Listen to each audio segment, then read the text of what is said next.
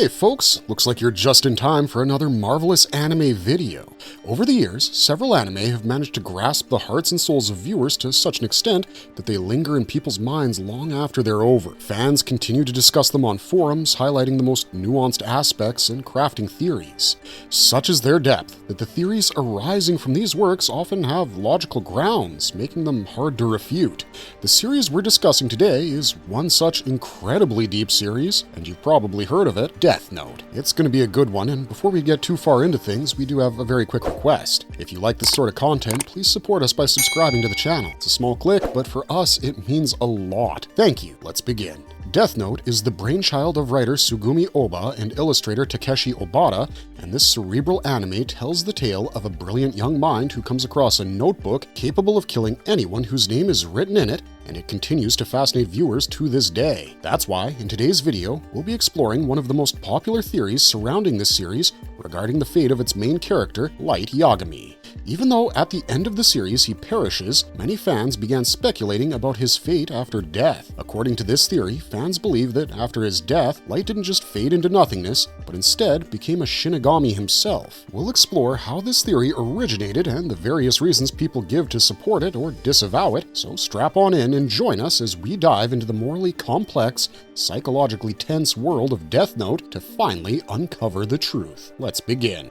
The birth of the theory about Light's rebirth. The origins of Light Yagami as a Shinigami aren't rooted in any direct information from the author, but based on fan speculations following the OVA Death Note Relight/Rewrite Vision of a God. In this OVA, we're given a condensed retelling of the Death Note anime series. The film begins with an unnamed Shinigami approaching Ryuk, bemoaning the dullness of the Shinigami realm and seeking a good story. He offers Ryuk a Shinigami apple in return for his tail, which pans out to be the first half of the Death Note anime series. The part that sent fans into an absolute frenzy is when, at the end of the video, upon noticing that the unknown Shinigami was gone, Ryuk says, "Go ahead, why not give it a shot? If you're lucky, some unbelievable guy might just pick up your notebook. Maybe you'll get to see something you'll never forget for the rest of your life. Wouldn't you agree, Light?" These words, in combination with things like the unnamed Shinigami offering Ryuk an apple, immediately made fans begin to speculate that this new individual was actually Light himself. The earliest mentions of this theory date back to 2010 when it first appeared on online forums. All of these things provided fertile grounds for more theories and speculations to grow with regard to Light's transformation into a Shinigami. Similarities in appearance. Even though this unnamed Shinigami and Light don't wear the same clothes, there are several similarities that cannot be ignored. Starting with the color scheme of their apparel, the Shinigami wears a long brown coat with dark trousers, while in later episodes, Light also wears a brown jacket with dark trousers. In the series, we see Light wear a red tie loosely around his neck. This Shinigami just so happens to have a similar colored cloth tied around his head as well. Another similarity is that during his Kira days, Light is seen carrying a bag of some sort, always with him, whether it's a backpack or a suitcase. This unnamed Shinigami also just so happens to be carrying a brown satchel with him. Beyond the similarities in physical appearance, the Shinigami's deep, reflective tone as he inquires about the human world echoes Light's own intellectual curiosity.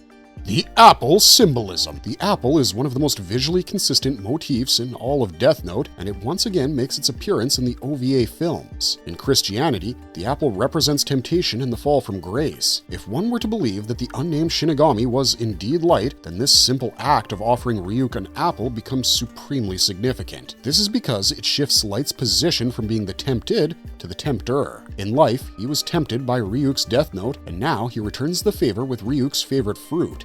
In essence, the cycle never truly ends. Ryuk's comment that Light would be a fine Shinigami. Early in the story, the Shinigami Ryuk tells Light something that can be loosely translated to "you're already a fine Shinigami" when Light expresses his ambitions. This line has often been interpreted by those who advocate this theory as foreshadowing Light's eventual transformation. It goes beyond a simplistic commentary on Light's nature, as Ryuk likely begins to see a kindred spirit of sorts in Light's coldness, detachment, and growing comfort with killing. Just as Ryuk watches Light perform his deeds with a sense of detachment, Light watches his victims with a similar emotion. The more Light tries to enforce his brand of justice by taking a life, he becomes increasingly the same evil that he seeks to eradicate. In the end, while Light might fool himself into believing that his sense of justice drives his actions, the audience can quite clearly see that he's become as inhuman as the Shinigami whose death note he's using. It can be argued that the foreshadowing that Ryuk's words provide had already come to pass even before Light's physical death, and all that dying did was complete his transformation. Significance of Light's death scene in his rebirth as a Shinigami. In an anime as cerebral as Death Note, nothing ever happens randomly, as every scene has a hidden nuance behind it. This is the case with perhaps the most important scene in the entire series, where Light Yagami is finally cornered and killed, putting an end to his time in the mortal realm. After being cornered by the SBK and Nier in a warehouse in episode 37, Light is shot multiple times, first in the hand, then in the leg and shoulder. Even though he's gravely wounded, he stumbles across the industrial corridor, limping while clutching his wounds, until he reaches a metal staircase. He limps up these stairs that are illuminated by this pale orange sunset, even as his life slowly drains away. The symbolism is heavy in this scene, as twilight, in many cultures, represents a time when the veil between the world of the living and the dead blurs.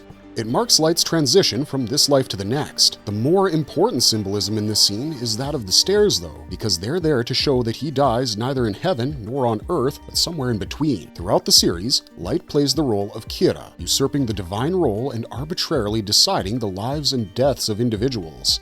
He essentially becomes a god of death while still being human. In the end, despite his desire to become a god of a new world, which he keeps alluding to, he dies very much a human. Where things become interesting is that while Light leaves his mortal coil on a staircase, the unnamed Shinigami is first introduced approaching Ryuk while climbing a staircase. For a series where every tiny detail is predetermined, surely this wasn't a coincidence. It would mean that he did indeed become a god, just not in the way he had imagined. The afterlife in Death Note. The concept of an afterlife in Death Note is a complicated one, which is surprising considering the premise of the narrative. However, this ambiguity is what allows us to form our first theory regarding Light's transformation into a Shinigami. You see, we're told around the beginning of the series that those who utilize the Death Note of a Shinigami forfeit both heaven and hell. This adds significant weight to the use of the notebook, as it denies the user the traditional afterlife. What we're not told is what happens to the soul of a Death Note user if they're denied entry into heaven and hell. Think about, in the Death Note universe, what's the one existence that exists beyond the realms of heaven and hell? If you haven't already guessed, it's the Shinigami. This would naturally mean that a person who denied the traditional afterlife by using a Shinigami artifact would be turned into a Shinigami at the end of their life. Maybe this eternal existence where they're denied the respite of dying is the purgatory that they are consigned to for interfering with the natural order of life and death. Examining the Death Note, we can all agree that it's a supernatural artifact that's clearly not meant for humans. The fact that such a rule even exists that damns one's soul to purgatory hints at the corruption of the human soul due to the connection formed between the user and the original owner of the Death Note. This sort of connection isn't unheard of, as we know that Shinigami eyes exist, allowing one to see a person's name and remaining lifespan just like a Shinigami. Perhaps this taint/connection lingers even after death, resulting in the person's eventual transformation into a Shinigami. This would explain why many fans believe that Light eventually transformed into a Shinigami after the series ended.